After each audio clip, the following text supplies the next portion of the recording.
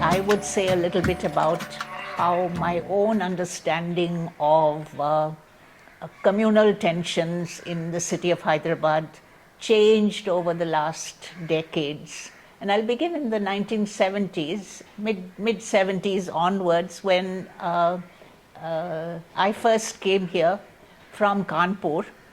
And Hyderabad was an amazing, friendly city, small at that time, but where people were really very honest and charming. In fact, I had a carpenter who once said to me, he's a Rajasthani carpenter, he said, "वो तो मुसलमान है, 420 नहीं करते."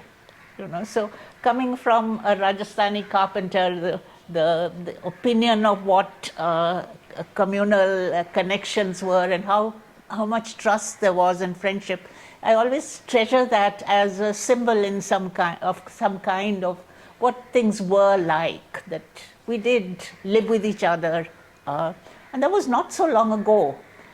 But I think from about the early 80s, and I also should say that initially when tensions arose and there were conflicts and eruptions of communal riots and so on in different parts of the city, usually in parts of the old city, we tended as liberal intellectuals and activists, I was very much part of the women's movement, we tended to think that this was, both parties are equally at fault, and these are generally uneducated people, hot-headed and jumping into something too fast. So there was a very superior kind of attitude that we had towards what was happening, and also a very, very elementary and uninformed kind of attitude.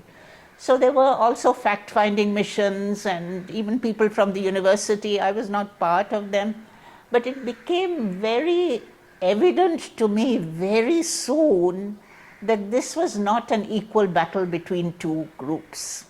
Though, for one thing, almost everything was happening in the old city. The victims of all these communal flare-ups were old city businesses, individuals, people, houses. The loss was always to the Muslim community. Rarely, very rarely, in fact, almost never to my knowledge, did this happen to the other community. So it forced you to begin thinking, what is it that is really happening? Is it just a fight between two people? And the other thing that happened is that it was always connected to some big political event, all right? And it became evident to us that these are engineered, that there's more to it than simple communal hatred.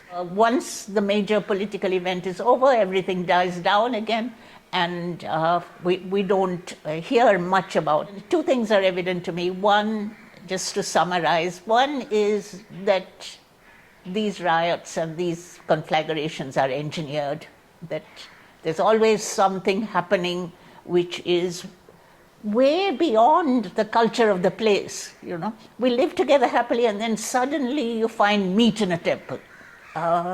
When again we're living together happily, and suddenly you find an idol has been desecrated.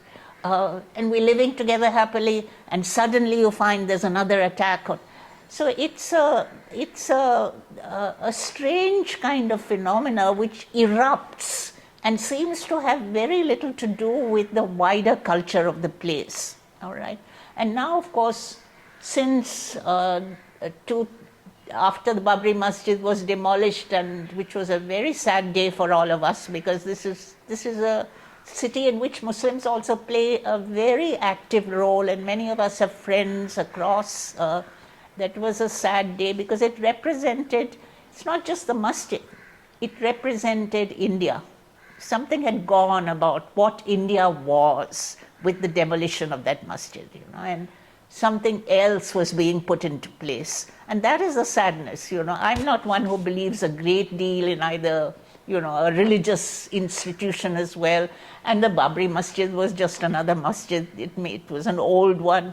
But when you demolish it, something else is happening to the fabric of our society. It's a statement about who we are. It's not a statement about the masjid. Okay.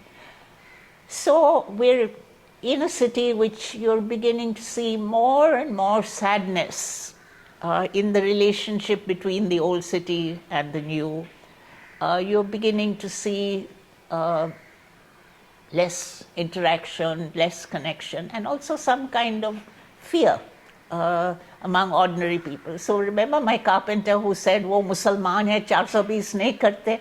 I think it'd be very hard to hear something like that today in everyday life. But you also see that in Begum Bazaar or in the old city, people are living together and their friendships, women are visiting each other on different festival days, sweets are being exchanged, conversations are taking place, and then suddenly there will be some strange event that takes place, as we're seeing today, the idols being desecrated. We've never heard about such a thing in this. And everything is in upheaval all over again. So I think anyone who's looking at this with any understanding can see that a lot of this is being engineered and that it has to do with political initiatives that are taking place, often to do with elections, and there are elections coming up here now. Suddenly, why all this upheaval right now? Some strange man comes from some other city, checks into a hotel, and then goes and does something in a temple. How do you swallow something like that? I think we now have to stop thinking about this as a battle between the two communities. It's something much larger. It's something to do with what is being planned for the country as a whole, I think. So these are really sad things that are happening to our country, and it's something, I hope we find ways of going past it and thinking about it more productively. And I think it's very, very important that we begin to see how engineered all of these things are, how they have nothing to do with what common people think or do or the way we live our lives.